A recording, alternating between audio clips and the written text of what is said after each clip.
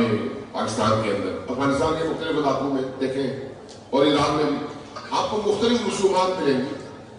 حتیٰ میں نے اہل سنت دنیا میں یہ دیکھا کہ آنکھوں سے کہ سب اہل سنت ہے، لیکن جب محرم کا چاند نظر آتا ہے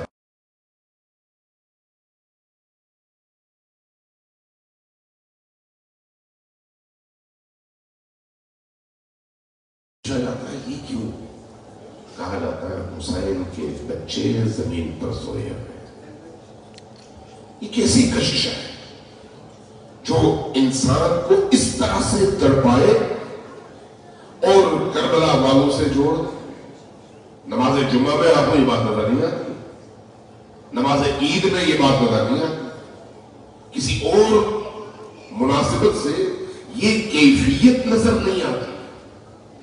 اس مہینے میں، ان ایام میں لوگ دل کھول کر اللہ کی راہ میں اور حسین کے لیے دینے کے لیے آگے بڑھ گئے.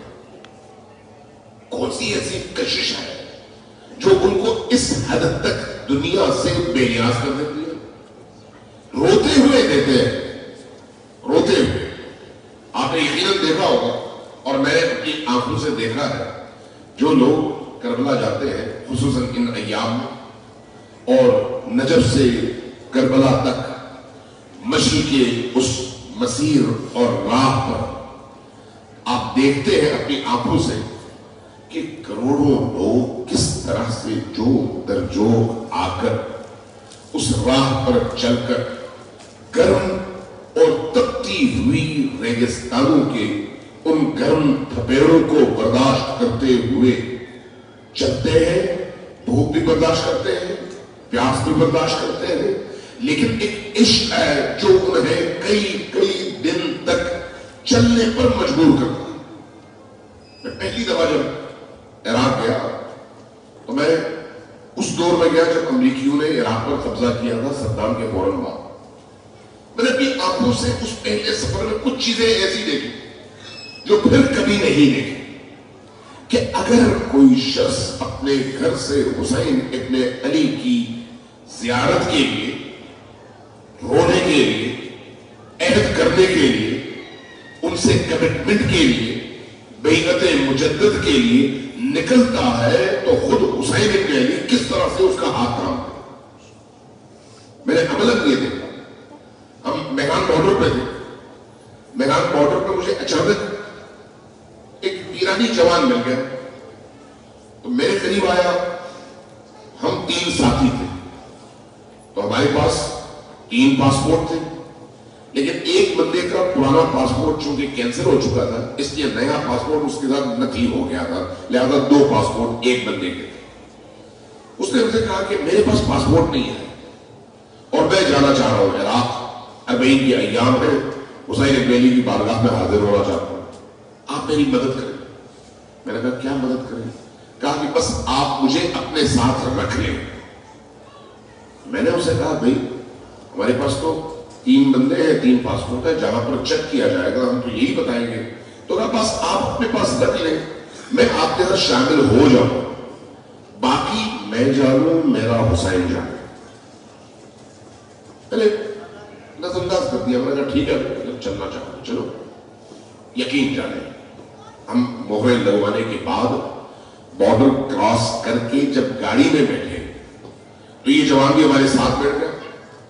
کچھ دیر بعد شرطے آ گئے، انہوں نے پاسپورٹ چیک کرنے شروع کیے اور گاڑی میں جتنے لوگ تھے سب کے پاسپورٹ وصول کیے، چیک کیے. ہماری باری آئی. جب ہماری باری آئی تو دیکھتے دیکھتے وہ چیک کر رہا تھا، چونکہ پاسپورٹ 4 تھے، بندے بھی 4 تھے، لیکن ایک پاسپورٹ 2 بندوں کا، 2 پاسپورٹ ایک بندے کا. تو اس لیے وہ کھولتا تو فوراً پتہ چل جاتا کہ بھئی یہ 2 پاسپورٹ ایک بندے کے.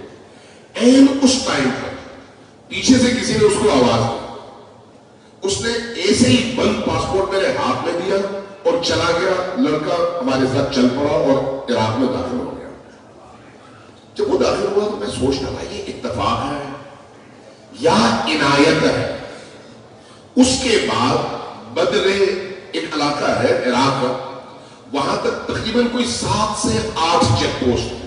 میں ابھی آپ کے سامنے یہ گواہی دے رہا ہوں، ان 8 چیک پوسٹوں میں ہر جگہ چیک ہوا، لیکن اس بندے کو کسی نے نہیں چھیڑا، ہمارے ساتھ بارڈر تک پہنچ گئے، وہاں تک پہنچ گئے۔ میں سوچتا رہا، میں نے اس سے پھر پوچھا بھئی تم کہاں سے آئے ہو؟ اس نے اپنے شہر کا نام لیا، غاضب یزد کا، کہا میں وہاں سے پیدل آیا ہوں یہاں تک۔ کہا پیدل آیا؟ میں نے کہا پہلی دفعہ؟ کہا ہاں۔ میں نے کہا پھر؟ کہا پہلے میرے والد آیا کرتے تھے، اس سال میرے والد کا انتقال ہوا ہے، میں نے اپنے والد کی اس سنت کو زندہ رکھنے کے لیے، میرے پاس کوئی پاسپورٹ نہیں تھا، کاغذات نہیں تھے، میں نے ایسے ہی سفر کیا اس یقین کے ساتھ کہ جس مولا کی بارگاہ میں میں پہنچنا چاہتا ہوں وہ مولا مجھے ہر صورت میں قبول کریں گے اور میں پہنچ جاؤں گا کرنا۔ اب جب ہم وہاں پہنچے جہاں پر امریکیوں کی طرف سے چیک پوسٹ لگے ہوئے تھے اور ایک ایک بندے کے نکلنے کی صرف ایک راہداری تھی، یعنی میں نکلتا تو میرے پاس دوسرا بندہ آتا، وہاں پر اس نے کہا آپ مطمئن رہیں میں پہنچ جاؤں گا، آپ آگے جائیں۔ ہم آگے گئے، کچھ دیر بعد دیکھا وہ بھی پہنچ گئے۔ میں نے کہا کیسے پہنچے؟ کہا مولا حسین نے پہنچایا۔ اور اس کے بعد پھر ہم بیٹھے گاڑی میں، اس نے کہا نہیں میں گاڑی میں نہیں آؤں گا، میں نے اپنے مولا سے وعدہ کیا ہے کہ میں پیدل آؤں گا، اس لیے میں یہاں سے کربلا بھی پیدل چل کے آؤں گا۔ یہ عشق کہاں سے آتا ہے؟ یہ آگ کہاں سے اٹھتی ہے؟ یہ دیوانگی کہاں سے آتی ہے؟ نبی کریم نے فرمایا کہ ان لقتل الحسین حرارتا فی قلوب المؤمنین لا تبرد ابدا۔ مؤمن ہونا شرط، مؤمن ہونا شرط۔ اگر کوئی واقعی مؤمن ہے تو اللہ تبارک و تعالی اس کے دل میں حسین کے قتل کی وجہ سے، شہادت کی وجہ سے ایمان کی ایک ایسی حرارت، ایک ایسا شعلہ، ایک ایسا آگ، ایک ایسا علاؤ روشن کر دیتا ہے کہ دنیا ادھر سے ادھر ہو جائے، وہ آگ، وہ عشق کی آگ، وہ محبت کی آگ کبھی بجھتی نہیں ہے، اور اس آگ کی وجہ سے یہ انسان ہمیشہ کے لیے زندہ ہو جاتا ہے۔ یہ حسین ابن علی کی محبت ہے، یہ حسین ابن علی کی محبت ہے۔ اس لیے حسین ابن علی کو رحمت اللہ الواسعہ کا دروازہ قرار دیا گیا۔ یہ جملہ یاد رکھیں، باب رحمت اللہ الواسعہ، اللہ کی اس وسیع رحمت کا دروازہ۔ رحمت خدا کیا ہے؟ حسین ابن علی۔ رحمت خدا کیا ہے؟ نبی کریم۔ رحمت خدا کیا ہے؟ بی بی زہرا سلام اللہ علیہا۔ رحمت خدا کیا ہے؟ علی اور آل علی۔ ایک روایت یاد آ رہی ہے، نبی کریم کی روایت بھی ہے اور امیر المؤمنین نے بھی بیان کیا ہے، بہار میں بھی ہے اور بعض دیگر کی کتب میں بھی، اور معتبر روایت ہے۔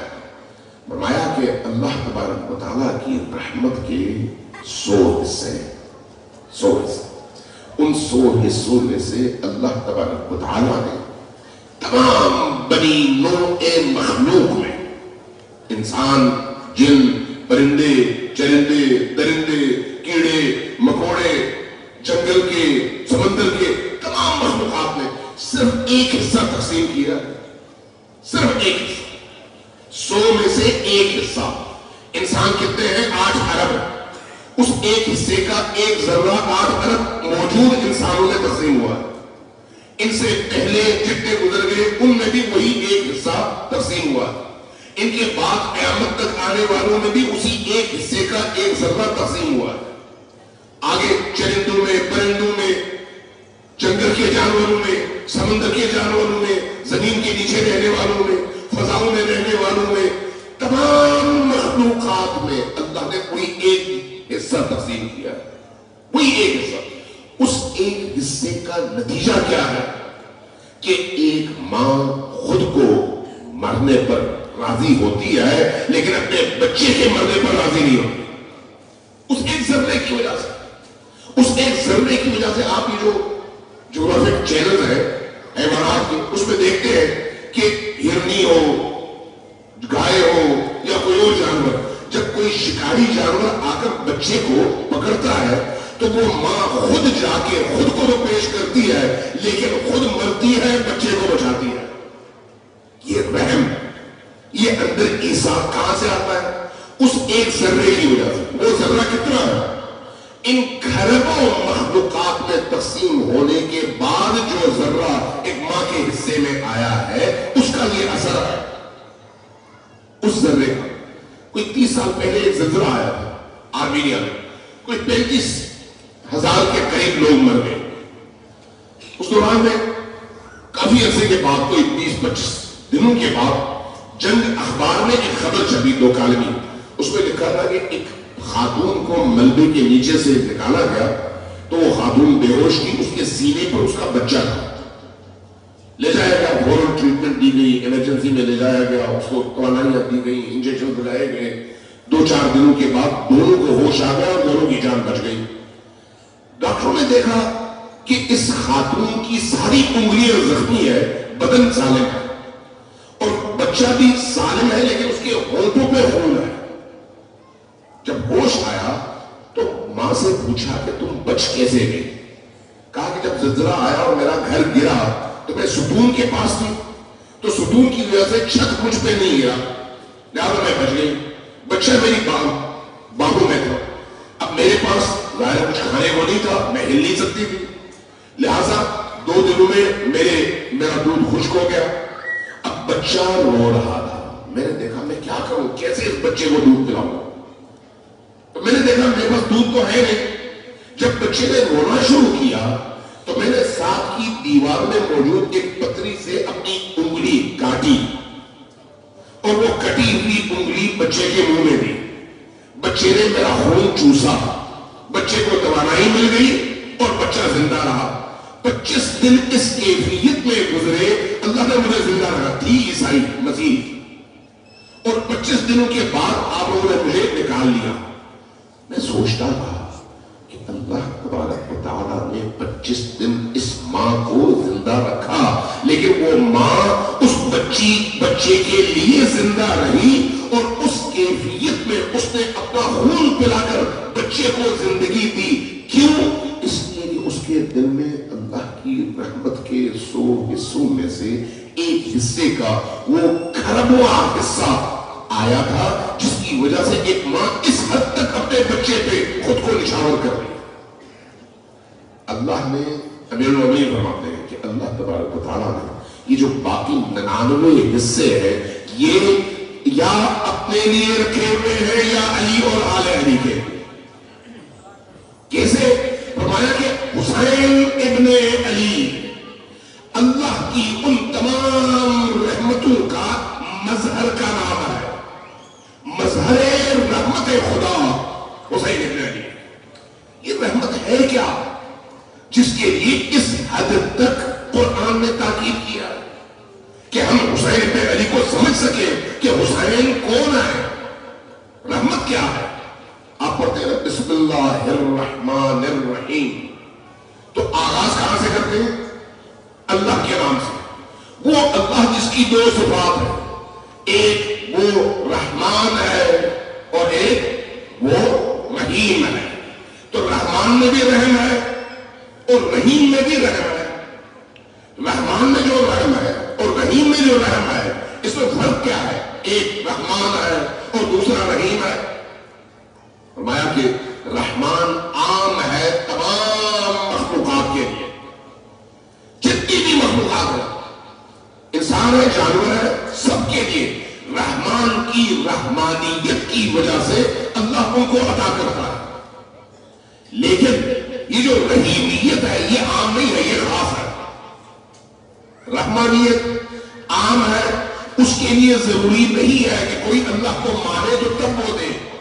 اس لیے چونکہ وہ رحمان ہے اس لیے کافر کو بھی دیتا ہے، مسلمان کو بھی دیتا ہے، مشرک کو بھی دیتا ہے، موحد کو بھی دیتا ہے، منکر کو بھی دیتا ہے، عبادت گزار کو بھی دیتا ہے.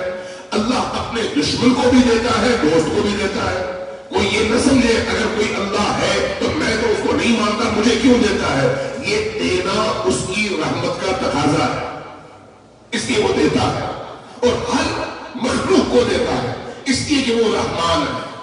لیکن جب رحیمیت کی بات آتی ہے تو رحمان عام ہے سب کے لیے، لیکن رحیم خاص ہے ان کے لیے جن کو اللہ پسند کرتا ہے، اور جن کو اللہ پسند کرتا ہے ان کو اپنی صفت رحیمیہ کہتے ہیں۔ وہ کچھ دیتا ہے جو دوسروں کو نہیں دیتا، اور اس میں وہ لوگ شامل ہیں جن کے دل علی سے جڑے ہوئے ہیں۔ لہذا رحیمیت کے تقاضے کے مطابق اللہ تبارک و تعالیٰ یہ اشک دیتا ہے ان کو جو علی سے جڑے ہوئے ہو، یہ درد کربلا دیتا ہے ان کو جو علی سے جڑے ہوئے ہو، یہ اندر کی آگ اور روشنی اور نورانیت دیتا ہے ان کو جو علی اور آل علی سے جڑے ہوئے ہو۔ اس لیے یہ جو رحمانیت اور رحیمیت ہے، ان دونوں کے مظہر کا نام حسین ابن علی ہے۔ صلوات جیون محمد و آل محمد۔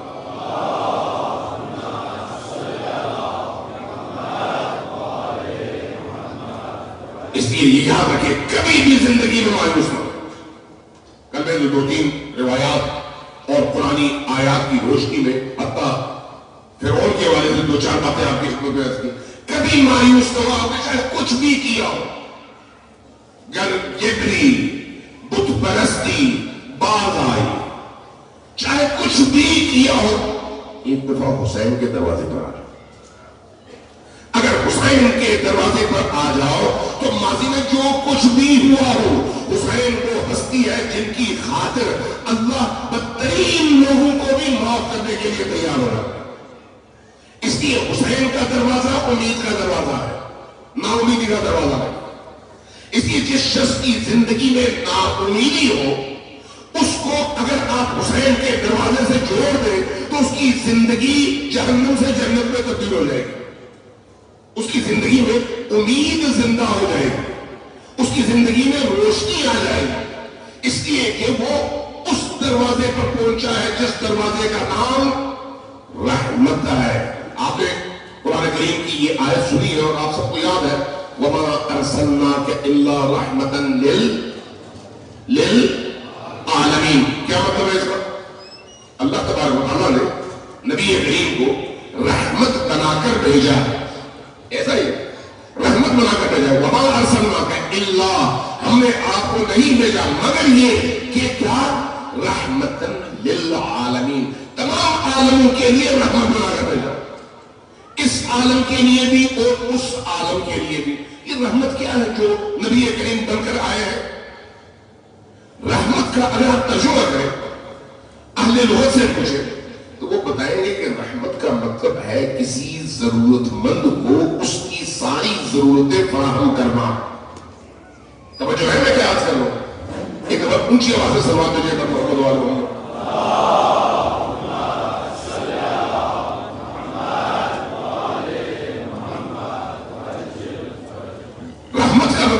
ضرورت مند کو اس کی ضرورت پہنچانا، جو بھی اس کی ضرورت ہے۔ تو اس اعتبار سے ذرا دیکھیں ہماری ضرورت کیا ہے۔ سانس ہماری ضرورت ہے، خون میں حرکت ہماری ضرورت ہے، صحت ہماری ضرورت ہے، کھانا ہماری ضرورت ہے، زندگی ہماری ضرورت ہے، سوچ کا زندہ ہونا ہماری ضرورت ہے، ہمارے اس بدن کے اندر نظم کا ہونا ہماری ضرورت ہے۔ انسان کتنا کمزور ہے۔ اگر میں اور آپ ایک لمحے کے لیے رحمت خدا کا وہ جو سلسلہ آ رہا ہے وہ منقطع ہو جائے تو ہم اپنے پاؤں پہ کھڑے ہو سکتے ہیں؟ نہیں ہو سکتے، بالکل نہیں ہو سکتے۔ ذرا مثال دیکھیں، اب آپ سب کی جیبوں میں موبائل ہے، آپ کا موبائل کب بول اور سن سکتا ہے؟ جب اس کے سگنل ہو، ایسا ہی ہے۔ اگر سگنل ہو تو آپ کا موبائل بولے گا، سنے گا، سگنل نہ ہو تو نہیں سنے گا۔ سگنل کیا ہے؟ مرکز سے اتصال، ایسا ہی ہے۔ اس مرکز سے اتصال، اس مرکز سے اتصال کی وجہ سے آپ کا موبائل زندہ ہوتا ہے، اور اتصال کٹنے کی وجہ سے آپ کا موبائل مردہ ہوتا ہے۔ تو انسان اپنے مرکز یعنی خدا سے جب جڑا ہوا ہوتا ہے تو زندہ ہوتا ہے، اور جب کٹ جاتا ہے تو مردہ ہوتا ہے۔ یہ جو جڑنا ہے دو طرح سے ہے، ایک ہمارے ارادے کے تابع ہے اور ایک نیچر اور تکوین کے تابع ہے. میں مانوں یا نہ مانوں میں جڑا ہوا ہوں. میں مانوں یا نہ مانوں اللہ مجھے زندگی دے رہا ہے. میں مانوں یا نہ مانوں میری سانسوں کی جو ڈوری ہے وہ مستقل چل رہی ہے اور سانسیں چل رہی ہے. میں مانوں یا نہ مانوں میری آنکھوں کو اللہ نور دے رہا ہے. میں مانوں یا نہ مانوں میری آنکھوں کی روشنی اللہ کی دی ہوئی اسی روشنی کی وجہ سے ہے. اگر وہ روشنی ایک لمحے کے لیے منقطع ہو جائے تو میری آنکھ دیکھ نہیں سکتی. اگر دل کی دھڑکن ایک لمحے کے لیے بند ہو جائے تو میری سانس آگے چل نہیں سکتی اور میں قبر میں پہنچ جاتا ہوں. یہ سارا میرے اختیار میں نہیں ہے. اب چاہے میں اس خدا کو مانوں یا نہ مانوں، لیکن اگر میں مانوں گا تو میں حقیقی معنوں میں زندہ ہوں. اگر نہیں مانوں گا تو جسم میرا زندہ ہوگا، روح میرے بدن کے اندر ہوگی، لیکن میری سوچ مردہ ہوگی. اس لیے جو لوگ شعوری طور پر اللہ سے متصل ہوتے ہیں وہی حقیقتاً زندہ ہوتے ہیں، اور جو لوگ اللہ سے متصل نہیں ہوتے، اہل البیت سے متصل نہیں ہوتے، وہ اگرچہ کھاتے پیتے ہیں، اگرچہ چلتے پھرتے ہیں، لیکن چلتی پھرتی لاشوں کی صورت میں ہوتے ہیں. ان کو زندہ کبھی بھی نہیں کہا جاتا. اور یہ جو ہماری حیات ہے، ہماری زندگی ہے، اس زندگی کا سبب وہی رحمت خدا ہے جو ہر پل ہم پر نازل ہوتا. اور اس نزول رحمت خدا کا ذریعہ پہلے نبی کریم ہے، جو یہ اس کائنات میں جس کو جو کچھ ملتا ہے وہ پہلے مرحلے میں نبی کریم کے ذریعے سے ملتا ہے کائنات کے ہر ذرے کو. اس لیے اللہ نے فرمایا وما ارسلناک الا رحمتا للعالمین. آپ وہ ذریعہ ہیں جن کے ذریعے سے، جن کے طفیل، جن کے سبب سے اس عالم میں موجود ہر ضرورت مند کو اس کی ضرورت ملتی ہے. اور نبی کے بعد علی ہے، علی کے بعد فاطمہ ہے، حجت خدا ہے، اور فاطمہ کے بعد حسن و حسین ہے، اور ان کے بعد باقی ائمہ ہیں. تو یہ جو ولی خدا ہوتا ہے وہ ولی خدا مخلوق اور خالق کے درمیان اس واسطے فیض کو کہتے ہیں جو ادھر سے لیتا ہے ادھر دیتا ہے. اور حسین اس رحمت خدا میں سب سے وسیع رحمت کا نام. صلوات علیہ محمد.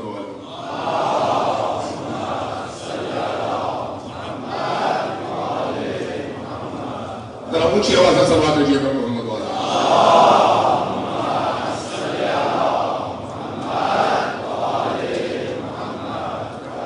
اس لیے ہمیشہ امیدوار مایوس کبھی بھی نہ ہو، اور نہ ہی کسی کو مایوس کرے، نہ ہی کسی کو فوری طور پر جہنم کا سرٹیفکیٹ جاری کر دے، نہ ہی کسی کی کوئی چھوٹی سی خطا دیکھ کر فوراً کہے یہ تو چلا گیا، دین سے بھی چلا گیا، فلان سے بھی چلا گیا. نہیں، اگر اس کے اندر تھوڑی سی رمق ہے تو حسین اس کا ہاتھ تھامیں گے اور لے آئیں گے. اگر تھوڑی سی رمق ہے، بس وہ تھوڑی سی رمق کا ہونا ضروری ہے. اس لیے اللہ ہمیں قرآن کریم میں جس چیز کا پابند کرتا ہے وہ یہ ہے کہ اللہ کی رحمت سے کبھی مایوس نہیں ہونا. لا تقنطوا من رحمت اللہ. اللہ کی رحمت سے کبھی بھی مایوس نہیں ہونا. آپ قرآن کریم پڑھتے ہیں، قرآن کریم میں ایک سورت سورہ یونس ہے، غالباً 10ویں سورت. سورہ یونس میں یونس کے نام پر ایک سورت ہے. حضرت یونس کی خصوصیت کیا ہے کہ ایک عرصے مچھلی کے پیٹ میں رہے. ایک عرصہ مچھلی کے پیٹ میں رہے. کیوں رہے؟ کیوں رہے؟ مچھلی کے پیٹ میں جانے کی وجہ کیا؟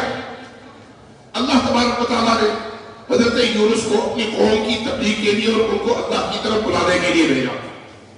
انہوں نے تبلیغ کی، 30 سال تبلیغ کی. 4 5 6 7 افراد کے علاوہ باقی لوگوں نے ہمیشہ انکار کیا. حضرت یونس مایوس ہوئے، غضبناک بھی ہوئے. میں ان کو اللہ کی طرف بلاتا ہوں اور یہ بات ہے. حضرت یونس نے اللہ کی بارگاہ میں ہاتھ اٹھایا، دعا مانگی، کہا کہ خدایا ان پر اپنی غضب نازل کر. فرمایا ٹھیک ہے، فلان دن، مثلا فرض کریں آج اگر ہفتے کا دن ہے تو اگلے اتوار کو میں ان پر اپنی غضب اور اپنا غصہ ظاہر کروں گا اور ان کو عذاب میں مبتلا کروں گا. جب حضرت یونس تک یہ خبر پہنچی تو اب وہ جو غضب کے نزول کا وقت تھا اس سے 4 دن 5 دن 6 دن پہلے ہی شہر چھوڑ کر نکل گئے اور یہ کہہ کر نکل گئے کہ اب تم پر عذاب آ رہا ہے خود بھگتو.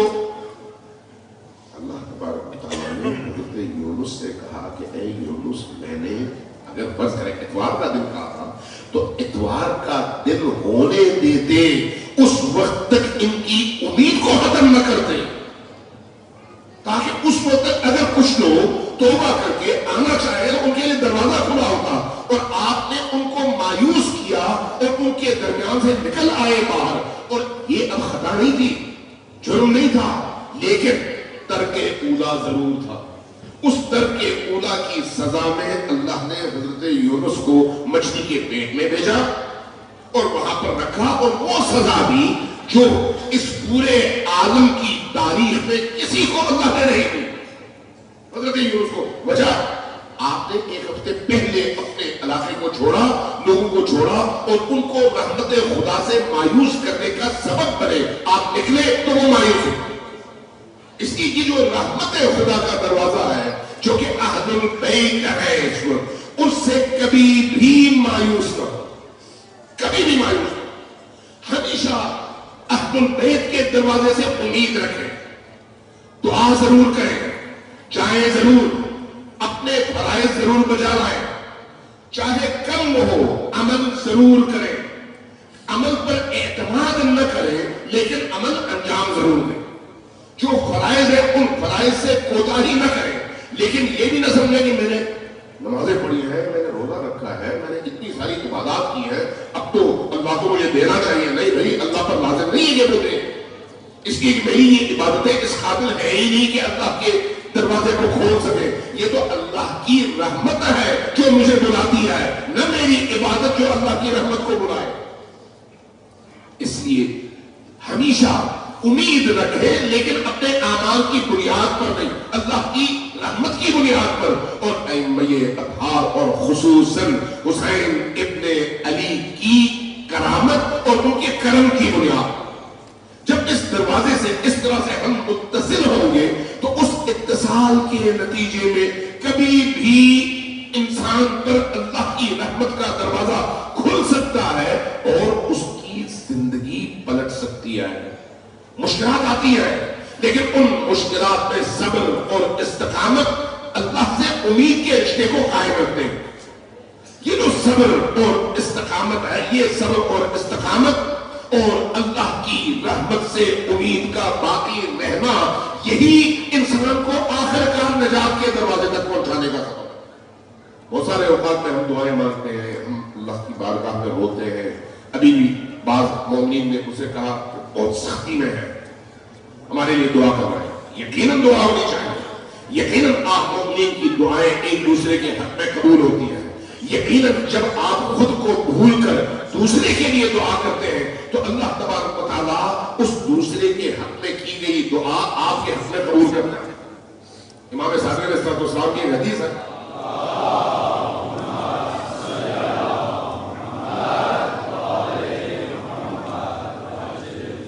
امام کے ایک شاگرد مطاف میں خانہ کعبہ کے ارد گرد تشریف فرما تھے. ایک اور شاگرد نے دیکھا ساروں قطار سے رو رہے ہیں آنسو بہا رہے ہیں ہاتھ اٹھا کر دعا بیٹھ گئے ہوئے. کوئی 3-4 گھنٹے دیکھا کہ مسلسل رو رہے ہیں.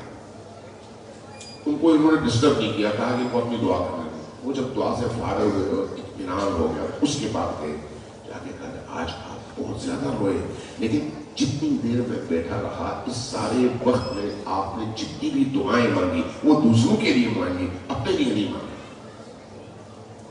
فرمایا کہ میں نے اپنے مولا امام صادق علیہ السلام کے سیرت کی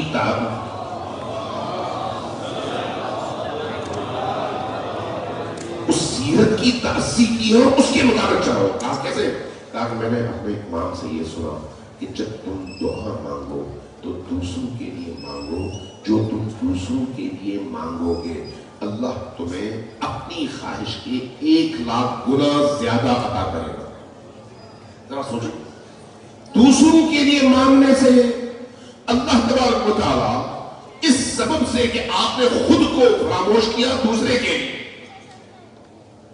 1,00,000 گنا زیادہ عطا کرتا ہے, اس لیے کہ آپ نے دوسروں کی آسائش ڈھونڈی, دوسروں کے لیے قربانی کے لیے خود تیار ہوئے. اتنا وقت آپ نے گریہ کیا اور اس پورے گریے میں آپ نے ہمیشہ جو کچھ مانگا وہ دوسرے کے لیے مانگا. اس لیے آپ جب سورہ فاتحہ رکھتے ہیں, مرحومین کے لیے دعا رکھتے ہیں, بعضوں پچیاں بھیجتے ہیں کہ میرے فلان مرحوم کا نام لیں, میرے فلان مرحوم کا نام لیں, میرے فلان مرحوم کا نام لیں. بعض اوقات اس طرح کی مجالس میں مرحومین کی پوری لسٹ بھیجی جاتی ہے کہ ان مرحومین کے لیے دعا کریں. یہ محدودیت ہے, یہ محدودیت. دین لامحدود چاہتا ہے, اس لیے جو اللہ کی روش ہے, اہل البیت کی روش ہے, وہ اس کے برخلاف ہے. وہ کیا ہے؟ ایک حدیث ہے, بڑی ہی زبردست قسم کی حدیث, سوات دینے پر محمد اللہ علیہ وسلم.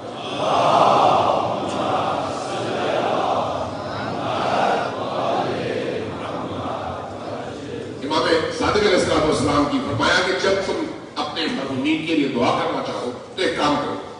پوچھا وہ کیا کریں؟ کہا کہ 3 بار آیت الکرسی پڑھو, 3 بار.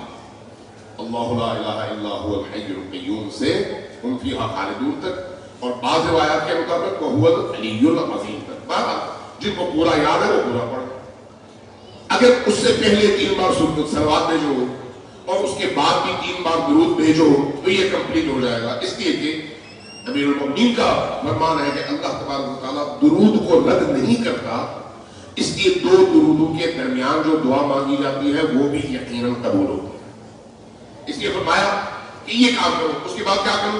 فرمایا کہ اس کے بعد یوں کرو کہ یہ درود جو تم نے بھیجا ہے یہ نیت کرو کہ حضرت آدم سے لے کر اب تک جتنے بھی لوگ مؤمن دنیا سے گزر چکے ہیں ان سب کو ہدیہ کرو. یا رسول اللہ اس سے کیا ہوگا؟ فرمایا کہ وہ جو تم ایک مرحوم کو دیتے ہو وہی حصہ سب کو ملے گا, تقسیم نہیں ہوگا, برابر ملے گا. آدم سے لے کر اب تک کتنے انسان, اربوں, ان تمام لوگوں کو تمہارے اس درود اور کار خیر کا ثواب ملے گا. تو کہا اس کے بعد کیا ہوگا؟ فرمایا اللہ تبارک و تعالیٰ اپنے فرشتوں کو حکم دے گا, یہ جو تم نے 3 دفعہ آیت الکرسی پڑھی ہے, ان آیت الکرسی کے ہر حرف کے بدلے اللہ ایک فرشتہ خلق کرے گا, اور وہ فرشتہ 3 دفعہ آیت الکرسی کے نتیجے میں جتنے فرشتے خلق ہوں گے وہ سارے فرشتے مل کر اس پڑھنے والے کی مغفرت کے لیے تا روز قیامت ہر روز اللہ کی بارگاہ میں دعا کرتے رہیں گے. دیکھیں جب دوسروں کے لیے آپ دیتے ہیں, دوسروں کے لیے کرتے ہیں, تو اللہ آپ کو کیسے بھولتا ہے؟ نہیں بھولتا. اس لیے ہمیشہ اپنی حاجات کی قبولیت کے لیے بہترین رستہ یہ ہے کہ دوسروں کی ضرورتیں پوری کرو. خود کو مشکل سے نکالنے کے لیے بہترین رستہ یہ ہے کہ دوسروں کو مشکل سے نکالو. اپنے آپ کو عذاب سے نکالنے کے لیے کوشش کرو کہ دوسرے کے عذاب میں کمی لے آؤ. اپنے آپ کو بھوک اور افلاس سے نکالنے کے لیے کوشش کرو کہ دوسرے کے گھر میں خوراک پہنچاؤ. سورہ طلاق جا کر پڑھی 3 آیت, بڑی زبردست, کہ اللہ تبارک و تعالیٰ یہ کہتا ہے کہ لوگوں سنو, جو معیشت کے حوالے سے کمزور ہو, آمدنی کے حوالے سے کمزور ہو, مشکلات کا شکار ہو, وہ کیا کرے؟ اس کے گھر میں جو کچھ ہے اس میں سے ایک حصہ نکال کر کسی فقیر اور غریب کو دے دے. آدمی کہتا ہے خدایا میرے پاس صرف 1 روٹی ہے, اب اس 1 روٹی سے میرا پیٹ مشکل سے بھرتا ہے, تو اب میں اس کا کیا کروں؟ جواب آتا ہے اس کو بھی آدھا کرو, آدھا کسی اور غریب کو دے دو جس کے ہاں کھانا نہیں ہے. پھر کیا ہوگا؟ قرآن کہتا ہے کہ جب تم یہ کام کرو گے تو اللہ تبارک و تعالیٰ عنقریب تمہیں اس طرح کی تمام مشکلات سے نکال کر بے نیاز کر دے گا. بے نیاز کر دے گا. تم نے کیا کیا؟ اپنے حصے کا تھوڑا سا, تھوڑی سی خوشی, تھوڑی سی روزی، تھوڑی سی آسائش کسی اور کے ساتھ تقسیم کر لی. اس لیے اللہ تبارک و تعالیٰ ہمیشہ پازیٹیوٹی کو فروغ دیتا ہے، اور ائمہ اہل البیت علیہ السلام ہمیشہ نیگیٹیوٹی سے نکالتے ہیں.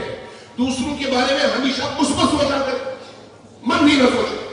منفی بات سننے کو ملے تو اس کی تعویل کرنا شروع کریں کہ ہو سکتا ہے اس میں خیر کا کوئی پہلو ہو، اس میں کوئی نیکی کا پہلو ہو. آج کسی کے سر میں درد ہوتا ہے، فوراً کہتا ہے مجھ پر جادو ہو.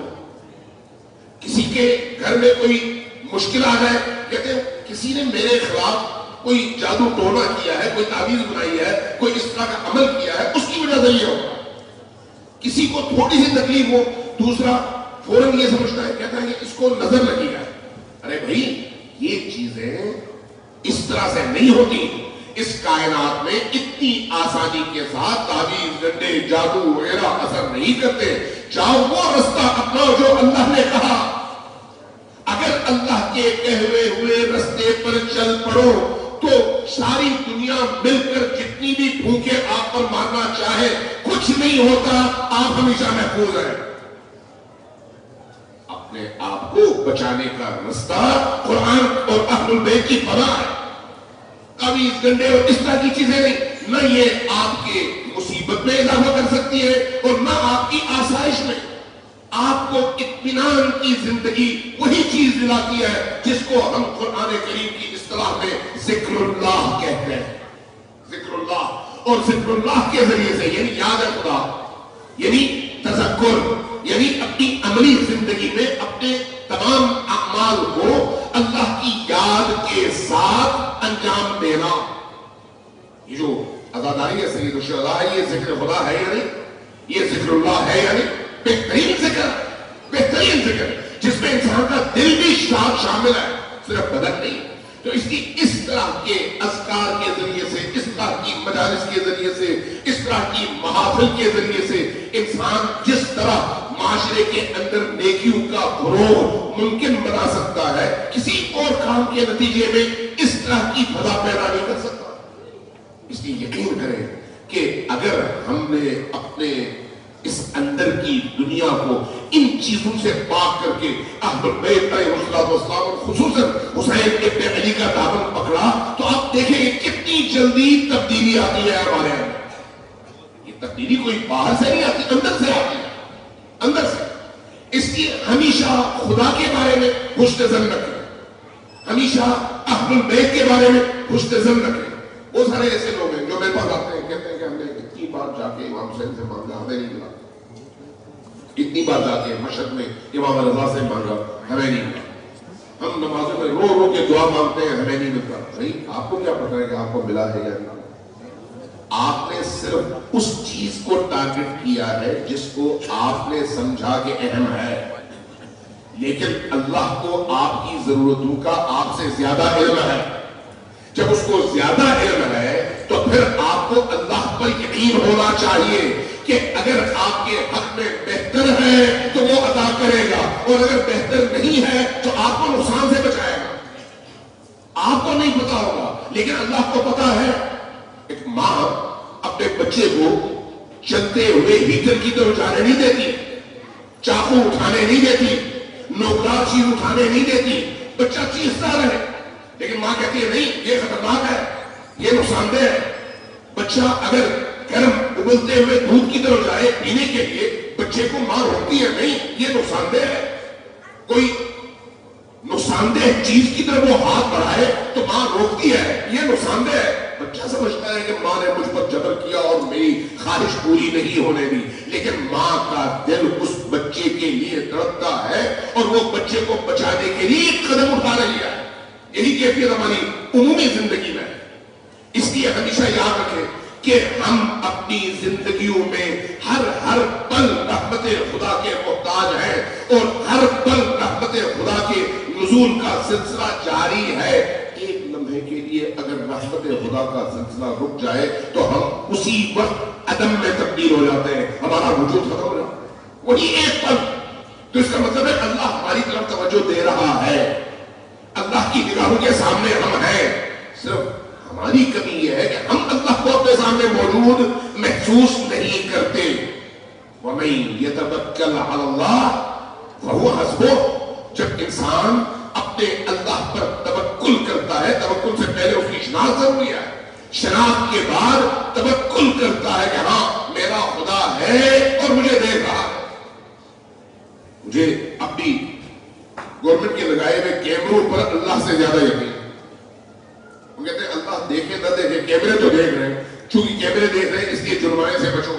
لیکن اللہ کے کیمرے کی طرف توجہ نہیں ہے. بھئی اللہ اس وقت بھی دیکھتا ہے جب ہم کچھ نہیں دیکھ رہے ہوتے. اور ائمہ اطہار اللہ کی آنکھ ہے. اللہ کی آنکھ. کل جمعے کا دن گزر گیا تھا. جمعے کی زیارات میں سے اور دعاؤں میں سے ایک زیارت جو جمعے کے دن پڑھی جاتی ہے وہ امام زمان کے بارے میں. اس میں ہم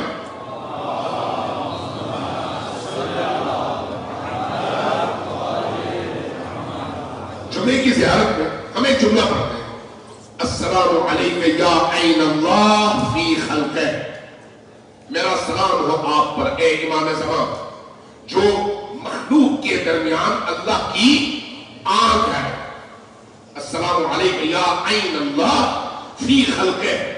میرا سلام ہو آپ پر جو مخلوق کے درمیان، خلق کے درمیان اللہ کی آنکھ ہے. کیا مطلب ہے اس کا؟ امام زمان ہر پل ہمیں دیکھ رہے ہیں. ان کی نگاہوں کے سامنے ہیں. جن کی نگاہوں کے سامنے ہم ہو وہ ہم سے غافل کیسے ہیں؟ وہ ہم سے غافل نہیں ہے. وہ ہم سے نہ صرف غافل نہیں ہے بلکہ روایات ہمیں بتاتی ہے کہ امام اصل خود فرماتے ہیں کہ اگر ہماری دعائیں نہ ہو، ہمارا نظر کرم تم پر نہ ہو تو تمہاری ہستی مٹ جائے. اگر اس وقت بھی تم پھنستے ہو، بھولتے ہو، تمام تر مشکلات کے باوجود دشمن کے مقابلے میں کھڑے ہو، استقامت کے ساتھ کھڑے ہو، تمہاری نسل آگے بڑھ رہی ہے، تمہاری زندگیوں میں خوشیاں آ رہی ہیں، تمہاری زندگیوں میں نعمتوں کی فراوانی ہو رہی ہے، تو ان تمام نعمتوں کی وجہ ہم ہیں کہ ہم تمہارے لیے روز و شب دعا کرتے ہیں. امام زمان کے حوالے سے احادیث میں موجود ہے کہ وہ فرماتے ہیں کہ ہماری دعائیں جو تمہاری حفاظت کرتی ہیں، ہمارا نظر کرم ہے جو تمہاری حفاظت کرتا ہے. اس لیے جس کو امام زمان جیسا ولی، امام زمان جیسا مربی، امام زمان جیسا سرپرست اور امام زمان جیسا باپ مل جائے اس کو فکر مند ہونے کی ضرورت نہیں ہے. وہ ہے اور ان کا خدا موجود ہے، لہذا مایوسی بھی نہیں ہے. جب مایوسی نہیں ہے تو پھر اگر کوئی مشکل آتی ہے تو اس مشکل کو اس پیرائے میں دیکھنے کی ضرورت ہے کہ اس مشکل کے نتیجے میں اللہ مجھے کیا انعام دینا چاہتا ہے. وہ مشکل انسان کو انعام دلانے کے لیے ہے، اس کے مقام کو بلند کرنے کے لیے ہے، اس کے مرتبے میں بلندی لانے کے لیے ہے، اس کو نچلی سطح سے اوپر کی سطح تک پہنچانے کے لیے ہے. اس لیے ہمیشہ حسن ظن رکھے ائمہ اطاعت سے، ہمیشہ حسن ظن رکھے اللہ تبارک و تعالیٰ سے، ہمیشہ حسن ظن رکھے اپنے ان اولیاء سے جن کے طفیل ہمیں ہر چیز ملتی ہے. شاہ عباس کے بارے میں لکھا ہے بعض لوگوں نے، نادر شاہ کے بارے میں. نادر شاہ ظاہر ہے بہت بڑا بادشاہ ایران کا، اور اس نے ادھر ادھر مختلف جگہوں میں حملے کیے، فتوحات کی. وہ جا رہا تھا ہندوستان پر حملہ کرنے کے لیے.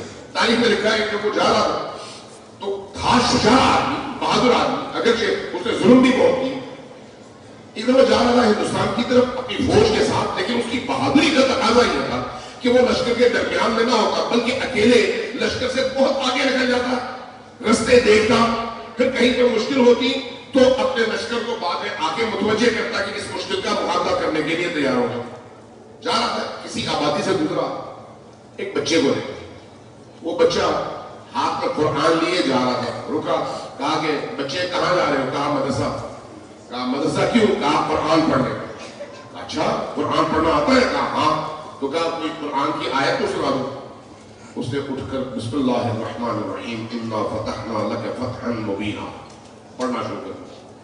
جیسے ہی اس نے یہ آیت پڑھی نادر شاہ رک گیا. اس کو بڑا اچھا لگا. کہا کہ بھئی ہم ہندوستان پر حملہ کرنے جا رہے ہیں اور یہ بچہ سورہ فتح کے ذریعے سے، ان آیات کے ذریعے سے ہمیں ایک خوشخبری سنا رہا ہے، اِنَّا فَتَحْنَا لَكَ فَتْحًا مُبِينًا، تو اس نے اس کو فعل نیک کے طور پر لیا، حسن ظن کے طور پر دیکھا، دیکھ کر کہا کہ بیٹے مجھے بڑی خوشی ہوئی ہے، یہ لو 1 دینار۔ بچے نے کہا نہیں مجھے نہیں چاہیے۔ کہا کیوں؟ کہا کہ میں جب یہ دینار لے کے گھر جاؤں گا تو میری ماں سب سے پہلے مجھ سے پوچھے گی کہ یہ دینار کہاں سے لائے ہو، تو میں اس کو کیا جواب دوں؟ کہا کہو نادر شاہ نے دیا۔ کہا نہیں، وہ کہے کہ جھوٹ بول رہے ہو۔ کہا کیوں وہ بولے کہ جھوٹ بول رہے ہو؟ بچے کی ذہانت ہے۔ بچے نے کہا کہ اگر میں کہوں کہ نادر شاہ نے دیا تھا تو وہ اعتراض کرے گی نادر شاہ جیسا اتنا بڑا بادشاہ سنے 1 دینار دیتا، تو اس لیے میں کیسے اس کو جواب دوں؟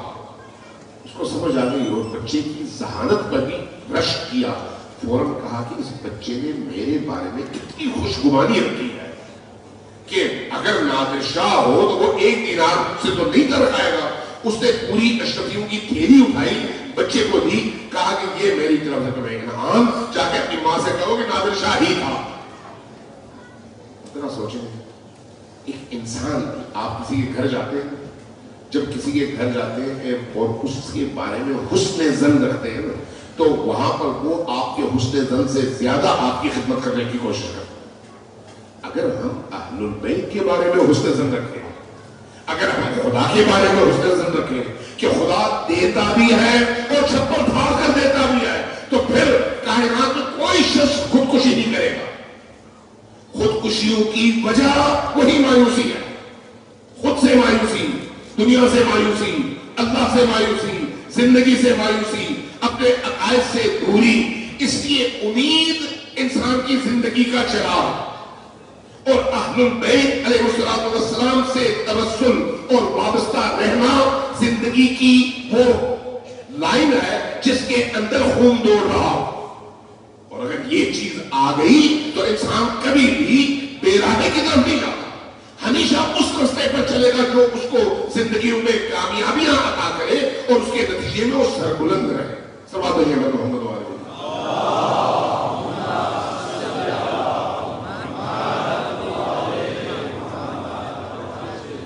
اللہ دینے والی ہستی ہے، اہل البیت کا کرم کا دروازہ ہمیشہ کھلا ہوا ہے، وہاں پر کوئی محدودیت نہیں ہے۔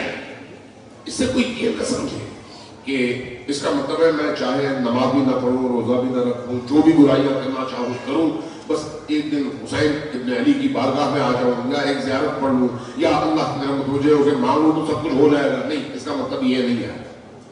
اللہ کریم ضرور ہے، دیتا ضرور ہے، عطا ضرور کرتا ہے، لیکن جو شخص کوئی گناہ کر کے نافرمانی کر کے پھر اس نافرمانی اور گناہ پر کھڑا بھی ہو جائے تو اس کو نہیں دیتا۔ ذرا سوچیں، آپ کے گھر میں اگر کوئی بچہ آ کر آپ کا گلدان توڑ دے، گلدان توڑنے کے بعد سر جھکا کر کھڑا ہو جائے اور آنسو کے ساتھ کہے کہ مجھ سے غلطی ہوگی، گلدان ٹوٹ گیا، اب آپ اس کو ماریں گے یا تسلی دیں گے؟ تسلی دیں گے، کہیں گے بیٹا تم خود جب شرمندہ ہو تو اب میں تمہیں کیا کروں، غلطی ہو گئی ہے، ٹھیک ہے جاؤ اب دوبارہ ایسے نہیں کروں۔ لیکن وہی بچہ گلدان توڑنے کے بعد سینہ تان کر آئے کہے میں نے اچھا کیا ہے، پھر آپ کیا کہیں گے؟ ایک رکھ کر تھپڑ مارے۔ کیوں؟ اس لیے کہ جرم بھی کر رہے ہو اور اس جرم پر سینہ تان کر فخر بھی کر رہے ہو۔ اللہ کی بارگاہ میں جو شخص، ائمہ اطہار کی بارگاہ میں جو انسان خطا کار ہوتا ہے اور خطاؤں کے بعد آتا ہے لیکن سر جھکاتا ہے، رحمت کے دروازے کھلتے ہیں۔ لیکن اگر سامنے کھڑا ہو رہا ہے جو کچھ میں نے کیا اچھا کیا تو پھر ان پر رحمت کے دروازے نہیں کھلتے، ان کو پھر سزا ملتی ہے۔ لہذا یہ ایام رحمت خدا کے ان دروازوں سے بھرپور طور پر استفادے کے ایام، بھرپور طور پر، اور ساتھ میں دینے کے ایام بھی، دینے کے۔ مجھے دوستوں نے کہا تھا، میں بھول گیا، میرے ذہن سے نکل گیا کہ میں مسائل سے پہلے آپ سے یہ گزارش کروں کہ دیکھیے یہ ایام دینے کے ہیں، دینے کے اپنے ایام میں اختلاف ہے۔ بعض اوقات آپ 1 روپیہ دیتے ہیں، اس 1 روپے کی قیمت 1 روپیہ ہی ہوتا ہے۔ بعض اوقات آپ 1 روپیہ دیتے ہیں، اس 1 روپے کی قیمت 1 لاکھ سے زیادہ ہوتی ہے۔ یہ ڈیپینڈ کرتا ہے وقت کیسا ہے۔ ضرورت کیسی ہے؟ جب ایک بھوکے انسان کو جس کے پاس کچھ نہ ہو آپ ایک روٹی دے اور چند گھونٹ پانی کے دیں تو اس کی زندگی کو اس روٹی اور پانی کے ذریعے سے آپ نے بچایا تو یہ اس کے لیے کل کائنات سے زیادہ ہے.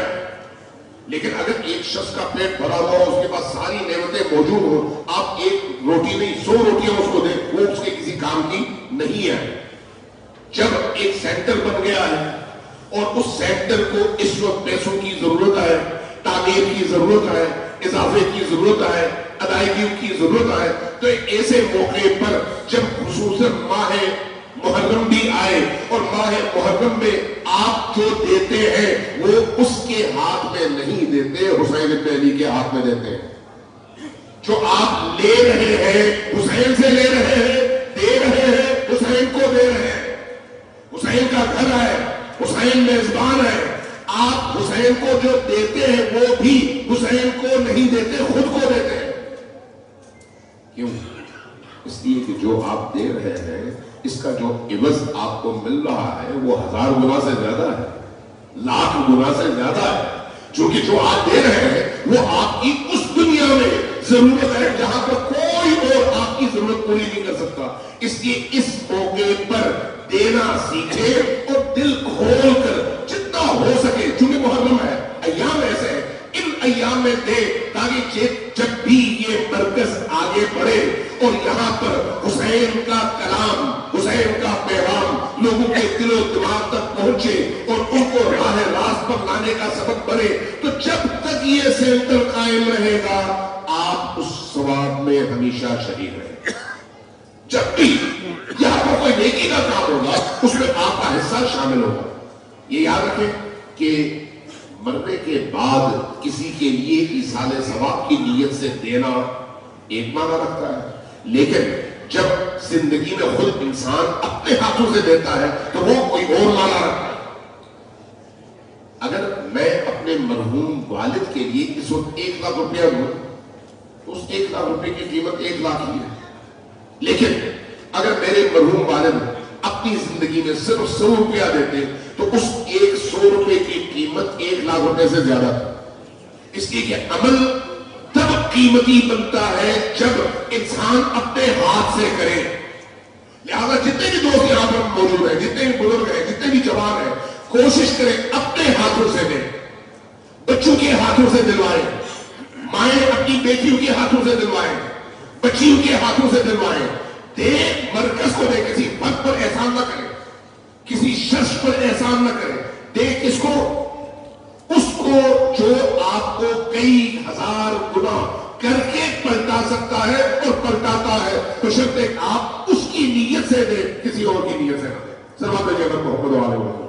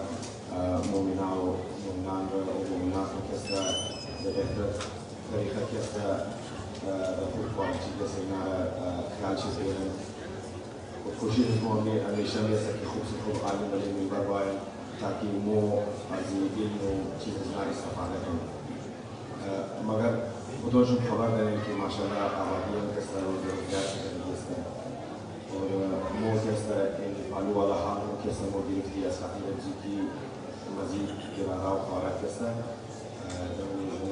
جای شما اور مزید استفاده ہے از پیشم خبر دید که در حال ازی کسی اکسانده بودن مو ایک محدود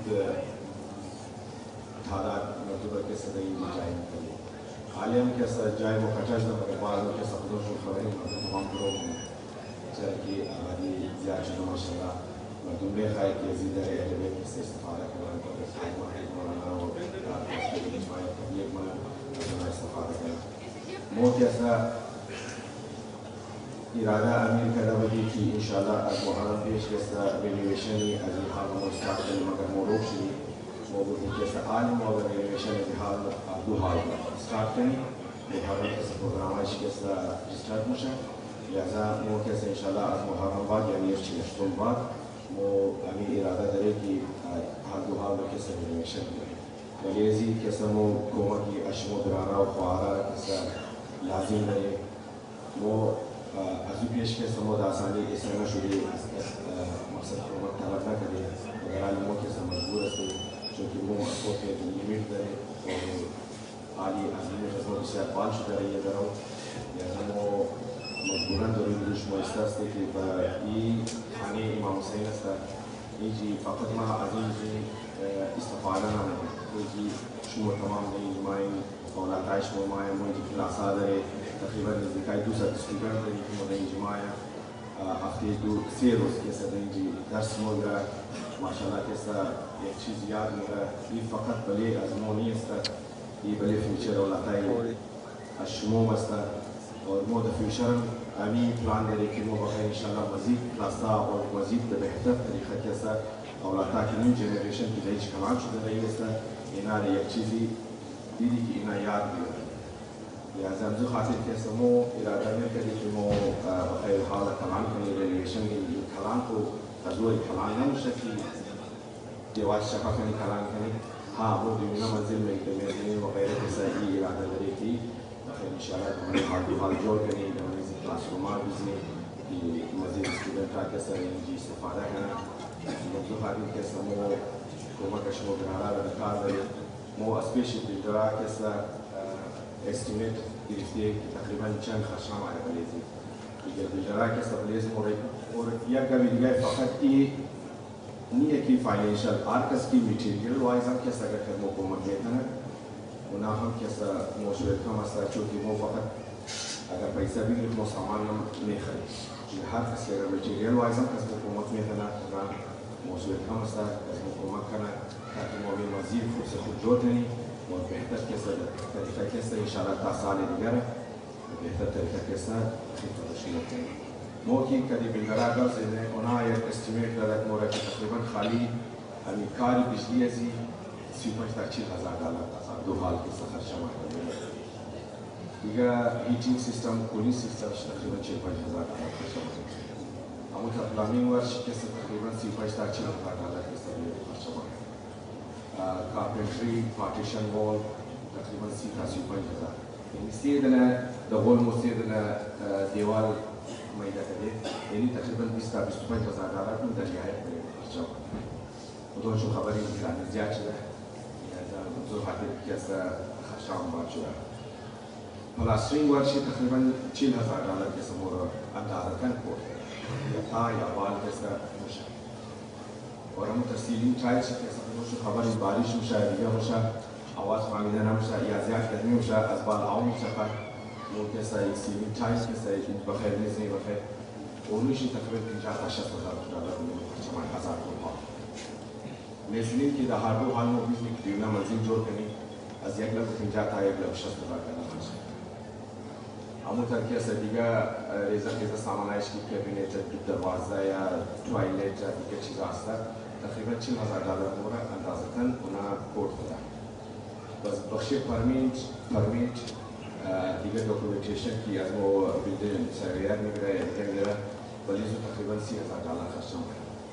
یک بیلدینگ سرویر امد خالی اینی سیدن دیوال توخه اینی دیوال که اینی جای خالی امد توخه پوزده میره اور 2,000 ڈالر چارج خالی زم دوی خالی جو اینی زده میکنه شما دیگه هیچ کار $20,000 خالی زنده خورچه دیگه باز دیگه خرشایی که شوشا پوشا که همیشه ما ایدمانی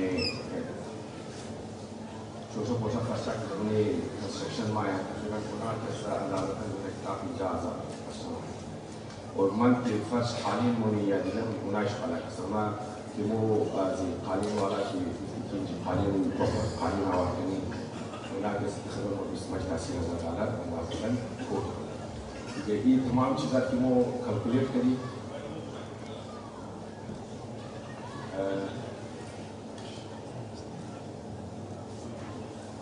تمام چیزات مو کلکولیت کردی تقریبا $6,000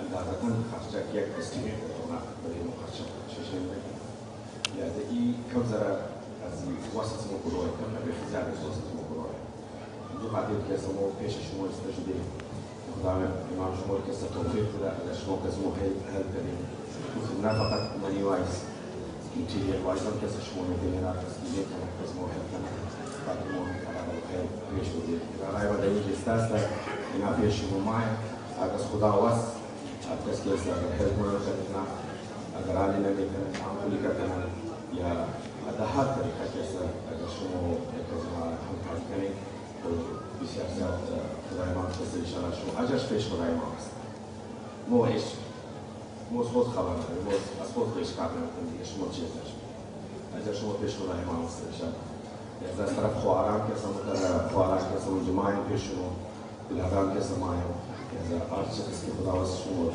میتونیم از مو همکاری کنیم تا انشاءالله مزید خدمت شما و محمد و علی بیت محمد صلی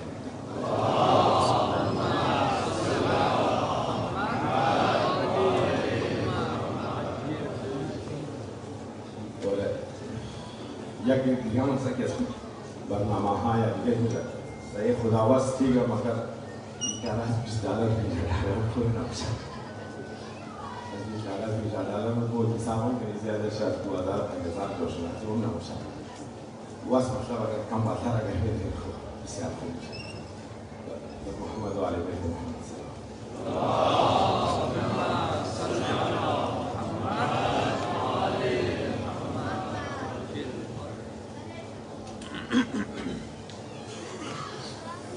چند برای ما که است نمای روزه که است کس موکوما کنه اما ما خبر ندارم که من نماز نکردم میتونم یا نمیتونم چون ما از نپرسان نکردم که بازگشت خودید چون اونا ما گفته نمیتونم دیگه شما پرسان نکردم دیگه اونا که است تقریبا $20,000 یک نفر داده $10,000 یک نفر داده $10,000 داده بس دوباره اکانس وغیره که نکته دیگه توشل تقریبا دمای روزه که است که برارات از مو کوما کرده تا $1,000,000 که است که دیگه نمایز ناره ما باید از ما پرسان کنیم که ما نمایز ناره بیمون ده هیچ یا نگرم شاید ما اجازه نمیستو مثلا بازی میده نامر نده دیگه حقیقی که است ما نمایز ناره گفته نمیتونم ولی اجازه داشت نگرفتم نمایز ناره که است بخیر شده پیش شما چیز منو و ما آلی که است اکسک فیگر که است خانه نده اسمش من ما در جدی بدیه مادم که نمایز روزه که است هیچ نمونه بخیر انشاءالله ما صبح شد پیش شما بخیر انشاءالله پیش شد کی دمیران سے کوما کرا ولی نام خان کے ماشو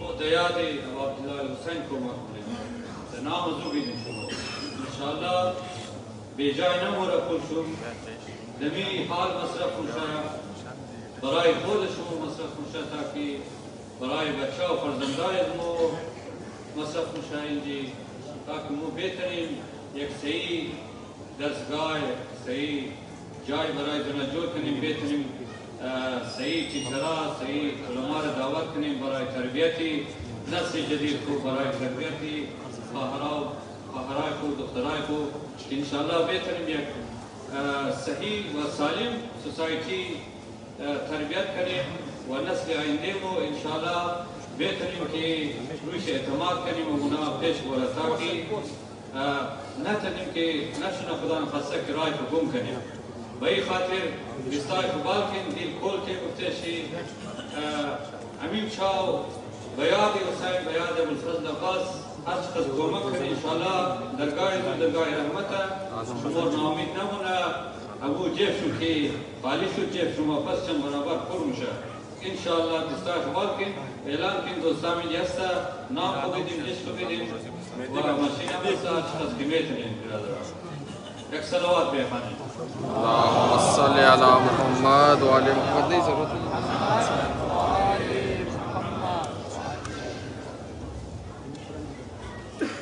ایسے بہانا بڑا مشکل تھا اور دینا اس سے زیادہ مشکل تھا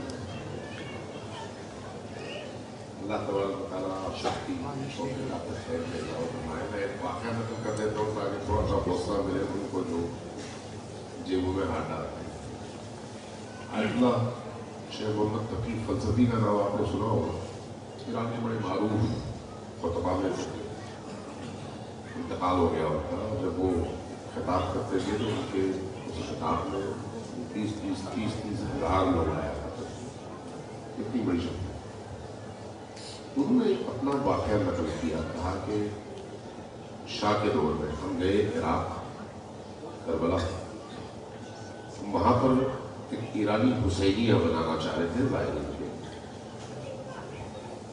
تو ہم نے سنا کہ ایران سے ایک بہت بڑا تاجر آیا ہے اور امام حسین علیہ السلام کے حرم کے اندر موجود کارپیٹس اور کن چیزوں کو تبدیل کرنا چاہتے ہیں کہنے لگے ہم نے آپس میں مشورہ کیا کہ جا کے اس سے کہتے ہیں کہ بھائی کچھ پیسے دو تاکہ ہم یہاں پر حسینیہ بنا سکیں اور ظاہر ان کے کام آئے امام حسین کے نام پر جو کچھ بھی بنتا ہے وہ ظاہر امام حسین کا ہے کسی اور کا نہیں کہتے ہیں ہم چلے گئے ان کے پاس انہوں نے پوچھا کہ ہاں بتاؤ بھائی کتنا خرچہ ہے کہا زمین کا خرچہ 50 لاکھ کہا پھر بنانا نہیں ہے کہا بنانا بھی ہے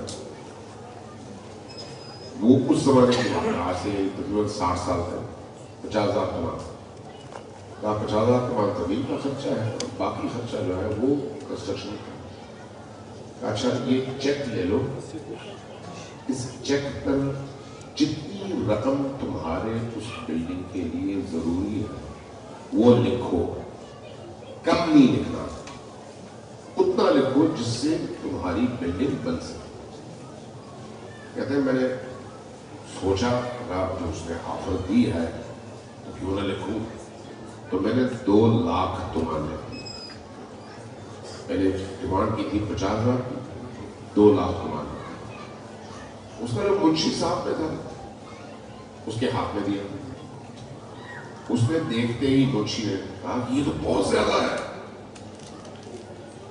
وہ جو دولتمند آدمی تھا تو اس نے اس کے منہ پہ ہاتھ رکھا کہا کہ امام حسین کی بارگاہ میں کوئی چیز زیادہ نہیں ہے لے آؤ سائن کر دو منہ ادھر کیا اس چیک کو دیکھا نہیں کہا کہاں سائن کرنا ہے ہاتھ رکھا وہی پر سائن کیا اور دے دیا یہ بھی نہیں دیکھا کہ کتنی رقم دی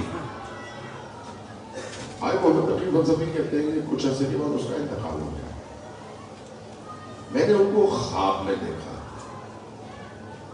میں نے دیکھا بڑے خوش و خرم ہے میں نے پوچھا کہ امام حسین علیہ السلام نے آپ کے ساتھ کیا کیا کہا کہ جب نکیر اور منکر میرے قبر میں داخل ہوئے تو امیر المؤمنین میرا حساب نامہ چیک کر رہے تھے امام حسین علیہ السلام فوراً آئے اور فرمایا کہ بابا جان یہ میرا بندہ ہے اس لیے مجھے دے دیں تو امیر المؤمنین سے وہ آپ نے ان کا پروندہ دیا لینے کے بعد دیکھے بغیر امیر المؤمنین سے ہاتھ میں لے کر اس پروندے پر دیکھے بغیر امام حسین نے سائن کیا بند کیا اور نقیہ منکر کے حوالے کیا تو کہتے ہیں میں نے پوچھا مولانا حسین آپ نے تو اس کو پڑھا بھی نہیں کہا کہ تم نے بھی جب وہ پیسے دیے تھے تو نہ دیکھا تھا نہ چیک کیا تھا تم نے سائن کیے تھے اس لیے تمہارے بہشت کے پروندے پر بھی میں نے اسی طرح سے بغیر دیکھے سائن کر دیا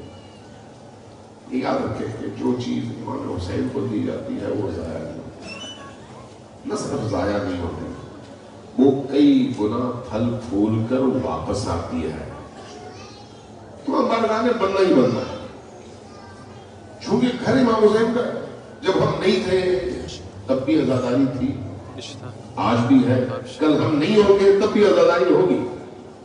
इमाम बारगाह है, जब हम नहीं थे तब भी थी, आज भी है, जब हम नहीं होंगे तब भी होंगे।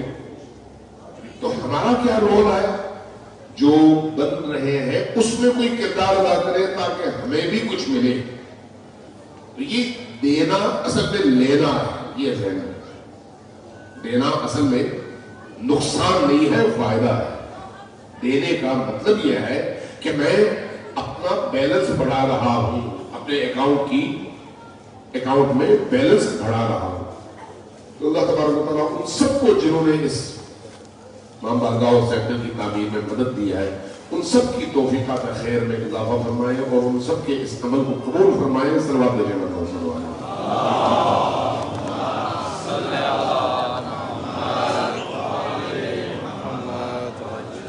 जिन जिन दोस्तों ने दामे दिरमे सुखने मदद की है और आज जिन्होंने मदद की है, उन सब के तमाम मरहूमीन के ईसाले सवाब के लिए ऊंची आवाज से सलवात भेजे पर मोहम्मद वाले।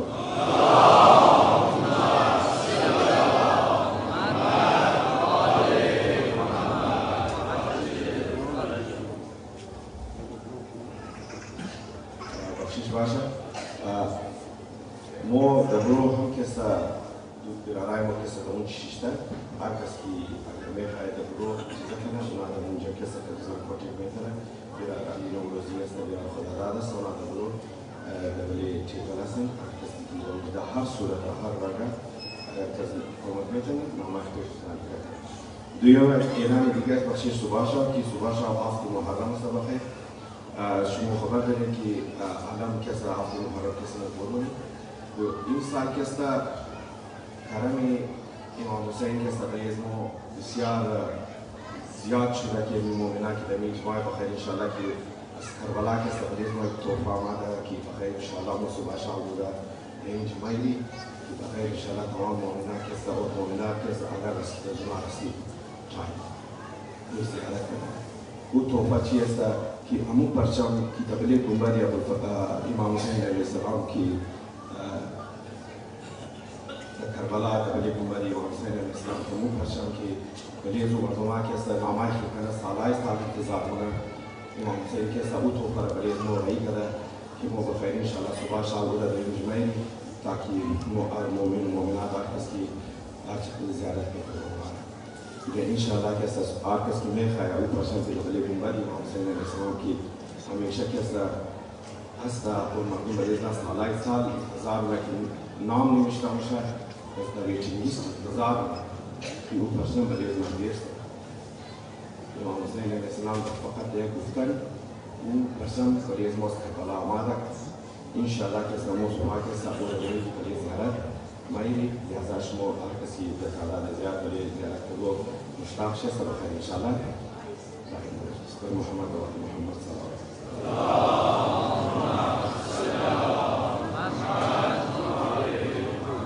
تازه مسیج هم داشت که برای نامی وحید الله سلام محمد رضا فوت کرده تماسی نماز وحشت بخشید.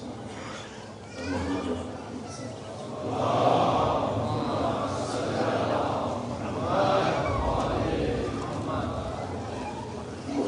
चंद जब मैं अर्ज करूंगा और आपकी ज़हमत करूंगा लेकिन ऊंची आवाज़ से सब मिलकर सलवात भेजे पर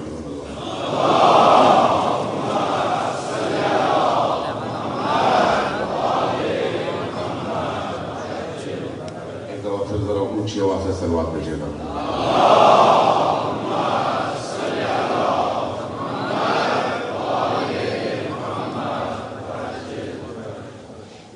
मैं किसी महफिल में था, किसी दोस्त ने अमेरिका के बारे में मुझे बात आई, कहा कि हम कितने अरसे से यहाँ पर रहते हैं अमेरिका में, ताकि साफी मुहर्रम की तारीख थी।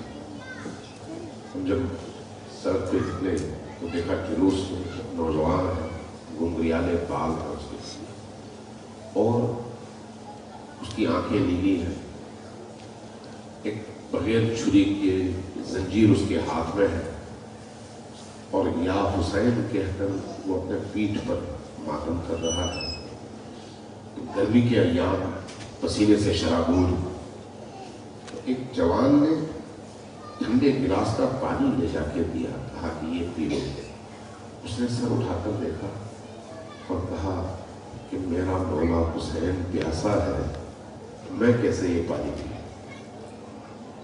امام حسین علیہ السلام کا اثر صرف کربلا میں نہیں ہے، یہاں پر بھی ہے، صرف یہاں نہیں ہے بلکہ دنیا کے دوسرے کونے میں بھی ہے۔ یہ راتیں امام حسین علیہ السلام کے خیام میں رونے کی راتیں ہیں، گریے کی راتیں ہیں، مصائب میں ہر گزرتے دن کے ساتھ اضافہ ہو رہا ہے۔ یہ ایام مخصوص ہے ہر دن کسی ایک شہید کے لیے۔ ہم کربلا میں عام طور پر جن شہداء کا تذکرہ کرتے ہیں وہ معروف ہیں، غیر معروف شہداء کا تذکرہ عام طور پر نہیں کرتے۔ آج آپ نے اس سے پہلے حضرت قاسم کا تھوڑا بہت تذکرہ سنا، مصائب سنے۔ میں چاہوں گا کہ حضرت قاسم کے مصائب بھی بیان ہوں اور حضرت قاسم کے چھوٹے بھائی عبداللہ کے مصائب بھی بیان ہوں۔ کتنا مظلوم خاندان ہے کہ کربلا میں جب امام حسین اکیلے رہ گئے، کوئی نہیں تھا، حتیٰ حضرت علی اصغر بھی شہید ہو چکے تھے۔ امام حسین میدان میں تھے اور ہاتھ اٹھا کر پکار رہے تھے، حل من ناصر ینصرنی کی آواز دے رہے تھے۔ اس کیفیت میں خیمے سے ایک چھوٹا سا بچہ بھاگتے ہوئے نکلا۔ یہ کون ہے؟ عبداللہ ابن حسن، امام حسن کا ایک چھوٹا سا بچہ۔ یہ بچہ نکلا، گیا امام حسین کی طرف۔ امام حسین نے جیسے ہی بچے کو دیکھا فوراً پکارا کہ اس بچے کو روکو۔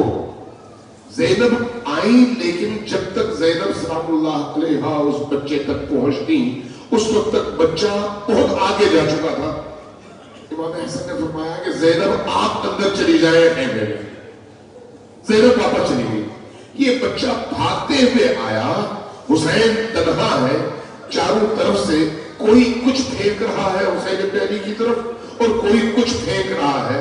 اس اثنا میں یہ بچہ حسین ابن علی کے سامنے آیا اور اپنے آپ کو سپر بنا کر جیسے ہی اس نے ہاتھ بلند کیے، ایک شقیقہ ہاتھ چلا اور تلوار کا وار ہوا اور دونوں بازو قلم ہو گئے۔ جب یہ دونوں بازو قلم ہوئے تو حسین ابن علی نے اس یتیم بچے کو اپنے سینے سے لگایا۔ جیسے ہی سینے سے لگایا، حسین نیچے ہے زمین پر اور یہ بچہ حسین ابن علی کے سینے پر ہے، اور حسین ابن علی علیہ السلام کا اپنا بدن تیروں سے چھل لیا ہے۔ ایک ایسی کیفیت میں ہمارے عالم ہیں، مورخ ہیں، بڑے ہی دقیق نقطہ‌دان اور بہت دقیق احادیث بیان کرتے ہیں اور اہل دل بھی ہے۔ وہ کہتے ہیں کہ میں نے متقن اور یقینی حدیث دیکھی ہے جو یہ بتاتی ہے کہ جب لشکر والے حسین ابن علی کے قریب پہنچے تو اس بچے کو جدا کرنا چاہا۔ بچہ جب جدا نہیں ہوا تو خنجر سے اس بچے کے گلے پر جیسے ہی رکھا، بچہ سینے حسین پر تھا اور خنجر اس بچے کے گلے پر تھا۔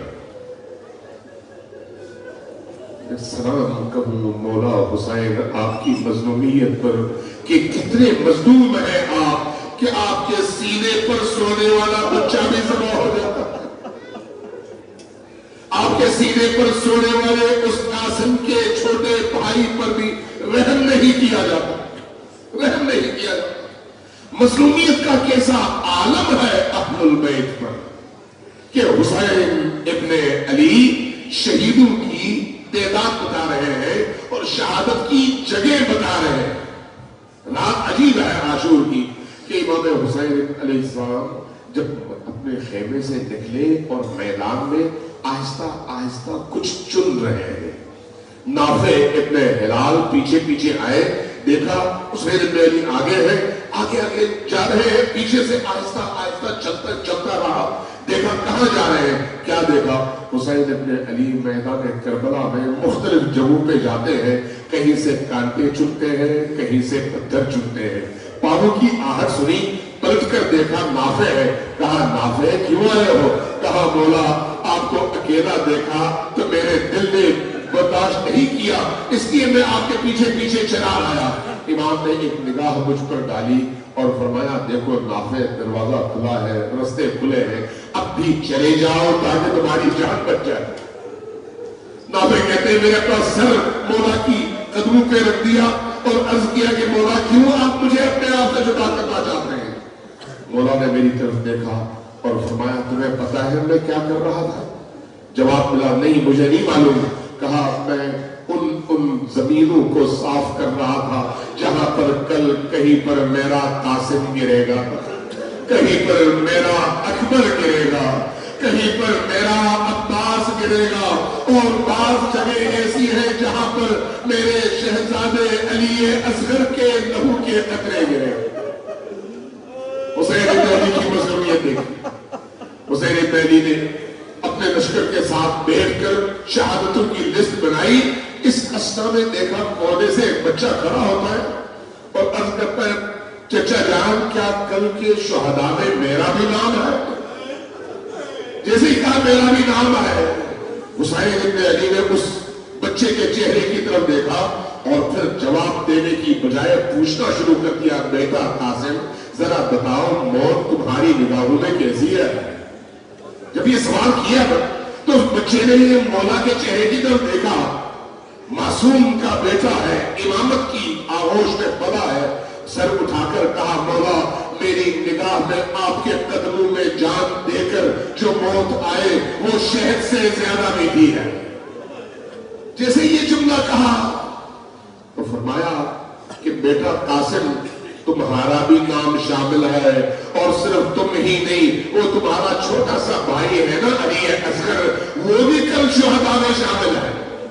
جیسے یہ جملہ سنا نا قاسم نے فوراً گھبرا کے کھڑا ہوا اور کہا کہ مولا کیا یہ لشکر خبیث لوگ یہ ہمارے خیموں میں گھس جائیں گے؟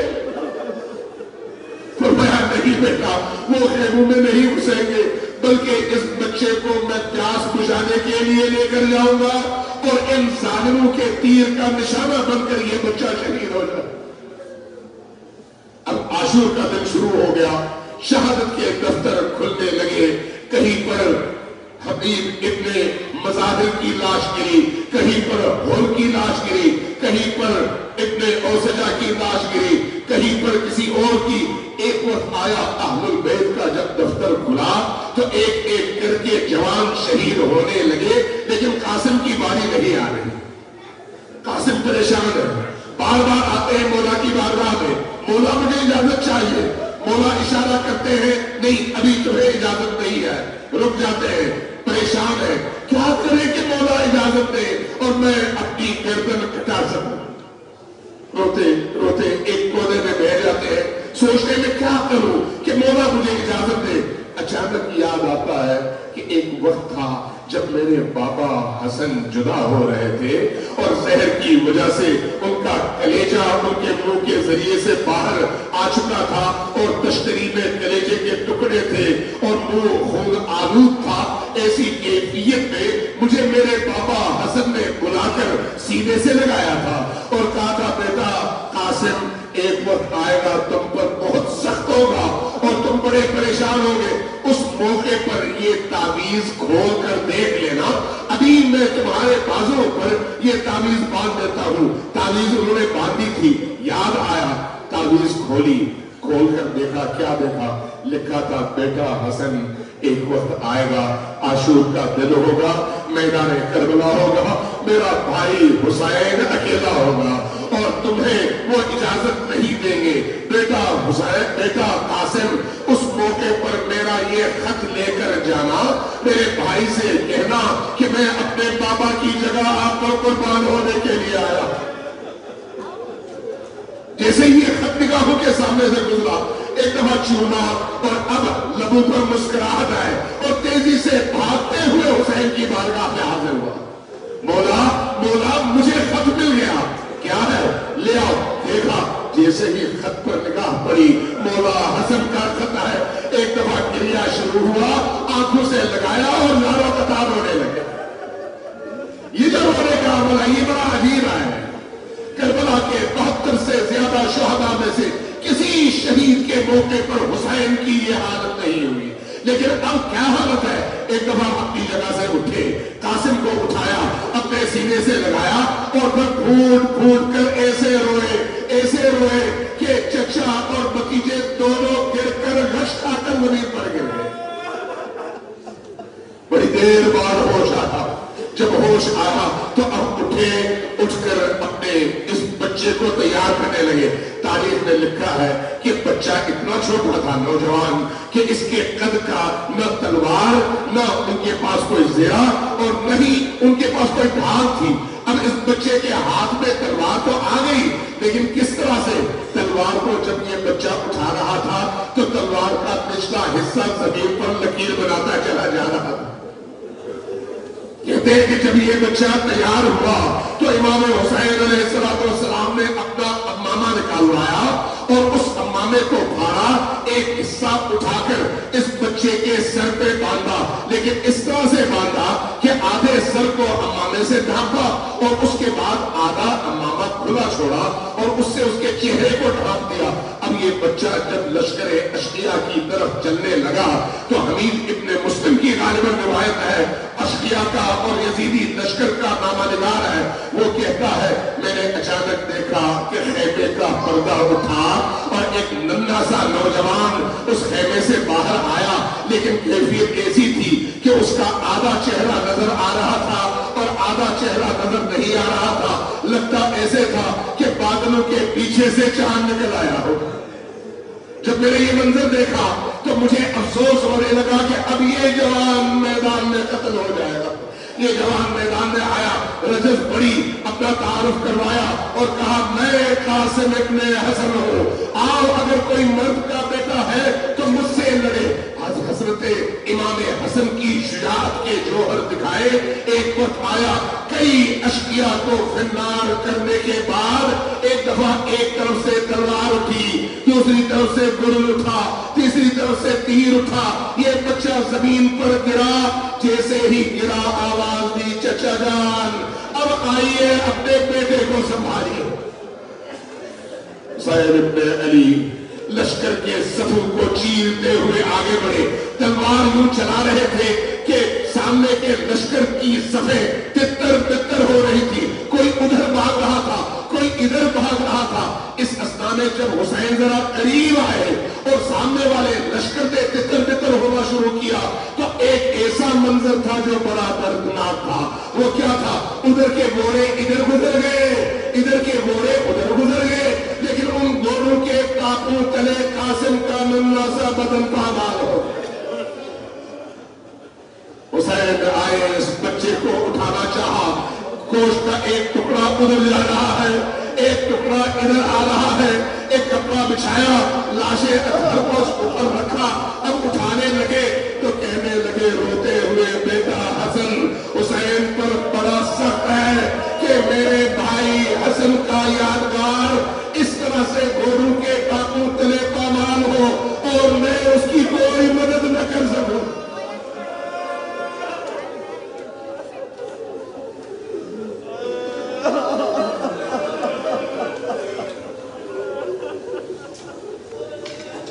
نسألك اللهم باسمك العظيم الأعظم الأعظم الأجل الأكرم يا الله. سب مل کر اونچی آواز سے پکاریے یا اللہ یا اللہ.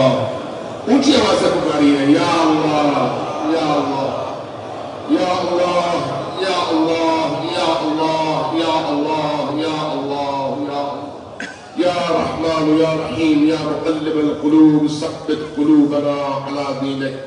میں چند دعائیں مانگتا ہوں، دل سے آمین کہیں. یاد رکھیں آپ کی آنکھیں تر ہیں، مجلس حسین ہے، دل ٹوٹے ہوئے ہیں. ذکر مصائب سے آپ سب کے دل اس وقت نرم ہیں. آپ میں سے ہو سکتا ہے کسی ایک جوان، ایک مؤمن، ایک عزادار اور ایک ماتمی کی دعا قبول ہو اور اس کے تو پھر باقی تمام مؤمنین کی دعائیں بھی مستجاب ہو جائیں اور قبول ہو جائیں. خدایا ہم سب کے گناہوں کی مغفرت فرما، خدایا ہم سب کی خطا خطاؤں سے درگزر فرما خدایا ہم سب کی خطاؤں پر عیوب پر پردے ڈال دے اللہ ہمیں جب تک زندہ ہے حسین کی راہ میں چلنا نصیب فرما مرنے لگے تو علی اور حسین کی راہ پر موت عطا فرما اللہ ہمارے دلوں کو حسین کی نورانیت سے منور فرما اللہ ہمارے قلوب میں حسین کے ذکر کی لذتیں زندہ فرما اللہ جب تک ہم زندہ ہیں اہل البیت کے رستے پر ثبات قدم عطا فرما اللہ اہل البیت کے دوستوں کو آپس میں متحد فرما اہل البیت کے دشمنوں کو متفرق فرما اللہ امام زمان کے ظہور میں تاجیل فرما ہمیں ان کے آوار و انصار میں شمار فرما ان کی راہ میں موجود مشکلات کو دور فرما اللہ ہم سب کو موت سے پہلے توبہ کی توفیق عطا فرما اللہ قلب امام زمان کو ہم سب سے راضی فرما اللہ ہم سب کی جتنی بھی حاجات ہیں سب کو قبول فرما اللہ ہمارے اس جمع میں اس اجتماع میں جو جو حاجت مند ہے ان تمام حاجت مندوں کی حاجات کو قبول فرما جن کے ہاں فقر ہے تنگ دستی ہے بے روزگاری ہے خدایا تجھے کربلا والوں کا واسطہ ان کی اس پریشانی کو دور فرما بالا جو لوگ میں اولاد ہے انہیں تجھے حضرت علی اصغر کا واسطہ اولاد صالح اور ظالم نصیب فرما بالا ہم سب کے جتنے بھی مرحومین دنیا سے گزر چکے ہیں ان تمام مرحومین کو برزخ کی تمام مشکلات سے آزاد فرما ان کو برزخ کی نعمتوں سے مالا مال فرما بالا ان کی زندگیوں کو نور سے آراستہ فرما بالا ہم مرنے لگے تو ہمیں بھی نورانی ہو کر مرنا نصیب فرما ہمارے دلوں کی تطہیر فرما بالا ہمیں لذت عبادت سے آشنا فرما بالا اس مرکز کو اس سینٹر کو دن دگنی رات چگنی ترقی عطا فرما بالا جو خدمت گزاران دین اس مرکز کی خدمت کر رہے ہیں چاہے ہمارے برادران ہو چاہے ہماری خاندان ہو سب کی توفیقات خیر میں اضافہ فرما بالا ان عزاداریوں کے ذریعے سے ہمیں اپنی نوجوان نسل کی تربیت کی توفیق عطا فرما ہمیں اپنے بچوں کی تربیت کی توفیق عطا فرما ہمیں اپنے بچوں کی تعلیم اور تربیت کے مواقع فراہم فرما جو اس ملک میں ہمارے مؤمنین کی مشکلات ہیں تمام مشکلات کو دور فرما جو لوگ اب تک مختلف قسم کی مشکلات میں مبتلا ہے ان کی تمام پریشانیوں کو دور فرما ایک مومن نے مجھے پرچی دیا اور اس میں لکھا ہے کہ میں بہت زیادہ پریشان ہوں مومنین سے کہے دعا کرے خدایا اس مومن کی تمام پریشانیوں کو بحق سیدی کائنات دور فرما اس مجمع میں موجود تمام مومنین اور تمام مومنات کی تمام حاجات کو قبول فرما اللہ اس محرم کو ہماری زندگی کا آخری محرم قرار نہ دے اللہ اس محرم سے اگلے محرم تک ہمیں حسینی بن کر جینا اور حسینی بن کر استقامت کے ساتھ تیرے دین کی تبلیغ کرنا نصیب فرما ربنا تقبل منا انك انت السميع العليم برحمتك يا ارحم الراحمين وصلى الله على محمد وآله الطاهرين ان تمام دعاؤں کی اجابت کے لیے سب مل کر اونچی آواز سے مل کر دل کی گہرائیوں سے 3 بار صلوات محمد وآلہ